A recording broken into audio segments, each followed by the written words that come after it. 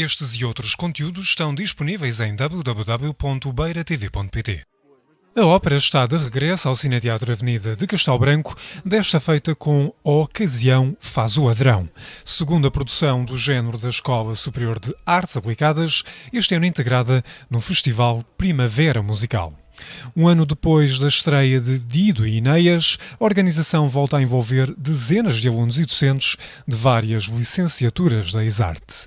Da confecção dos figurinos e adereços à montagem do cenário, desde o início do ano, que todos deram uma ajuda na preparação de um espetáculo sem tradição na cidade, mas que tem vindo a captar a atenção do público. A ópera do ano passado era uma ópera que foi escrita propositadamente para uma escola, portanto Purcell tinha essa consciência da pedagogia, ou seja, do encadeamento das várias partes. Era solista, era coro, era orquestra, era recitativo, havia portanto a consciência da construção de uma peça. Aqui a Rossini também. Rossini é responsável pela organização dos vários elementos nas óperas dos contemporâneos que havia até ali. E nesta ópera tem-se muito mais vividamente a noção do que é a área, do que é o recitativo, do que é o ensemble, do que é o trio, e depois temos os finais famosíssimos de Rossini, em que todos os elementos presentes começam um a cantar, o outro a adicionar, e todos no fim acabam numa tremenda correria e ainda momentos rapidíssimos e excitantes. É bastante diferente, não só pelo género, portanto este ano é um género cómico, no outro é o género dramático, mas também pela estrutura da peça, portanto esta tem imensos elementos de recitativo, portanto são diálogo quase falado, em vez de ser que falado é cantado, mas portanto que é próximo da linguagem falada, e que lhe dá também, e tem também uma outra coisa que é uma riqueza muito grande em termos de situações dramáticas, de jogo entre os atores, de várias, portanto, no fundo, de uma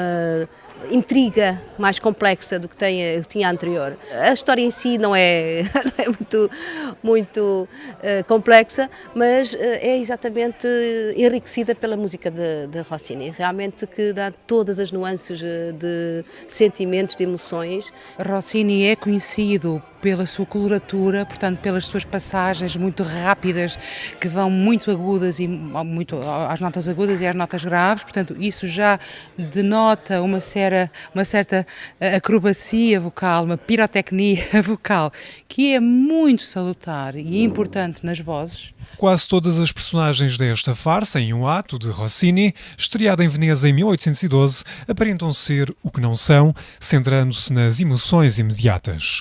E como a ocasião faz mesmo o ladrão, uma troca de malas e o interesse despertado por um retrato levam a uma mudança de identidades. Estar aqui é estarmos despidos daquilo, de tudo, não é? Temos de ser nós mesmos para consigamos encarnar a personagem. Eu acho que é um dos melhores desafios que existem, porque é a representação, é a voz, é esta coisa toda da orquestra, da música, da interligação de várias personagens, de várias vozes. Acho que é, para mim pessoalmente, o extremo da arte. Esta ópera também exige muito mais vocalmente e claro que nós temos uma noção diferente do palco e da representação e de tudo o que engloba a ópera, e acho que foi um grande passo em frente, porque o ano passado foi a nossa primeira experiência e estávamos um bocadinho retraídos, mas este ano acho que as coisas estão a fluir melhor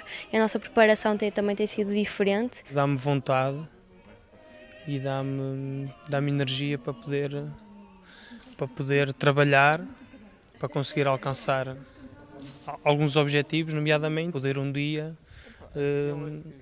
fazer ópera. Eu quero. Eu gostava de ir, sei lá, para as maiores casas de ópera e fazer disto a minha vida, a minha profissão, e é daqui que se começa e depois o futuro logo virá. O trabalharmos com pessoas que têm menos experiência obriga-nos a pensar como é que fazemos as coisas. Eu fui obrigado a explicar muitas coisas que noutro ambiente se calhar nunca teria de explicar. Aliás, quer para os cantores, seria a primeira vez que fazem este tipo de obra, mas especialmente para a orquestra, é a primeira vez que acompanha uma ópera, e muito especialmente uma ópera italiana, que é uma linguagem um pouco especial, e portanto tivemos de falar de várias situações com que eles nunca se tinham confrontado. Desta feita, solistas e instrumentistas são postos à prova numa obra onde o coro ficou de fora.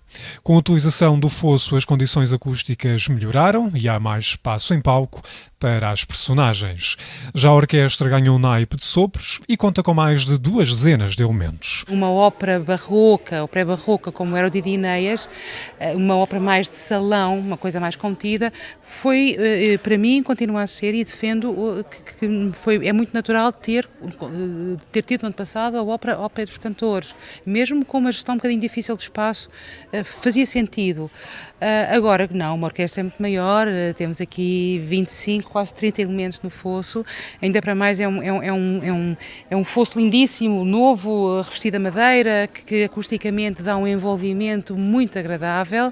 Temos também a legendagem, porque no ano passado falaram-nos que seria muito importante o público perceber que os cantores, aliás, essa é a queixa geral do público da ópera, e eu concordo, acho que é importantíssimo as pessoas saberem o que é que estão a ouvir. Com direção musical de João Paulo Santos, do Teatro Nacional de São Carlos, coordenação de Ana Ester, a encenação de Madalena Leitão e direção de atores de Filipe Leão, a versão de L'Occasione fa il ladro, levada à cena pela Isarte, conta com as interpretações de Francisco Brazão, Rafael Pina, Carlos Cardoso, Irene Ferreira, Ana Seixas, Rita Vieira, Sara Meireles, Miguel Rebelo e Letícia Rodrigues. Depois da estreia a 28 de maio em Castelo Branco, no dia 30 a récita ruma até ao Teatro Sá da Bandeira, em Santarém.